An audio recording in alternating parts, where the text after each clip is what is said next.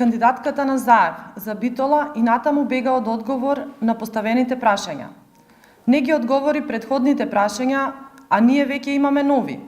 Како кандидатката на СДС планира да обезбеди вработување за младите, кога досега ниту еднаш не ги спомнала ни инвеститорите, ниту пак навела конкретни мерки и планови за инвестиции?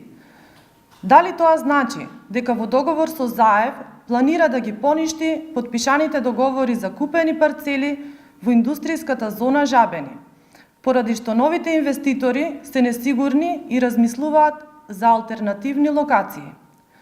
Дали вашиот молк значи дека со Заев и Царовска имате план за пренамена на парцелите во Жабени за изградба на прифатни центри за мигранти, откако претходно ќе ги избркате инвеститорите? Од една професорка по математика, стопанствениците очекуваат бројки, проценти, трендови, математички и екзактно изразени поволности, а вие досега не сте ги спомнале никако инвеститори.